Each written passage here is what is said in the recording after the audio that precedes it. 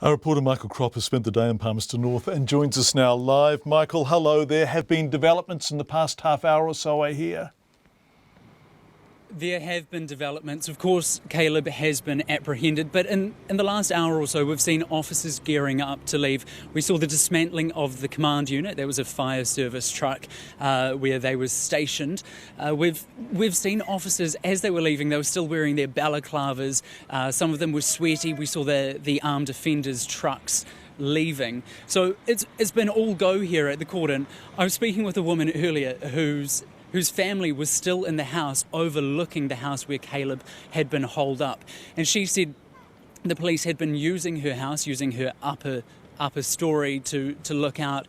And then just as I was speaking to her, she started laughing on the phone because the Armed Offenders Squad had decided to have a spot of food because they'd caught the man.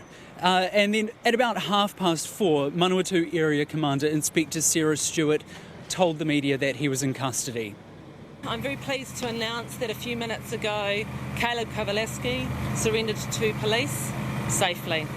I'm extremely proud of the work done by our teams here today from Wellington and Manawatu. They are an extremely committed team and have brought about the successful conclusion of this incident. I'd also like to take the opportunity to thank the community and the wider support from the agencies and organisations that assisted through this difficult time.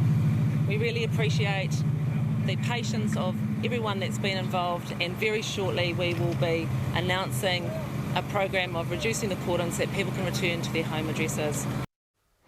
Michael, I spoke to the man who was identifying himself as Caleb's adoptive father. He was really worried about Caleb and how this was going to end, and he said he'd been telling him that he didn't want a body at the end of all this. There was some really heavy guns being deployed by the AOS. There were serious concerns throughout much of the day about how this was going to end.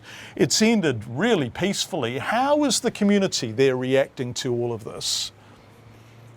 They're hugely relieved. At the end of Sarah Stewart's briefing just before, the community were also there waiting at the cordon, waiting to hear what she was going to say, and they broke out into a round of applause. Now, as you heard at the end of that grab there, the cordons are gradually being decreased, and there's a queue as people wait to get home, and that's all they want. They just want to be back in their own homes, have a cup of tea, get in their own beds, have a shower. But that's for tonight. Yeah, that's tremendous news, Michael. So there are people, just before we go, there are people returning to their homes not far from where you're standing there now who haven't been there since yesterday morning. Is that right? People going back for the first time? Yes, people. Right behind me, the cordon is still in place. This is at Herbert Avenue. The cordon is still in place, but it's set to decrease very, very soon. Hopefully, very soon, because a lot of the locals, I've got a woman here who I spoke with just after 7 o'clock, Amanda Dawson. She wants to feed her dog. She also wants to probably have a shower and get some clean clothes on, I'm sure. Michael Cropp live from the cordon, which is now, as you can see if you are watching, being lifted.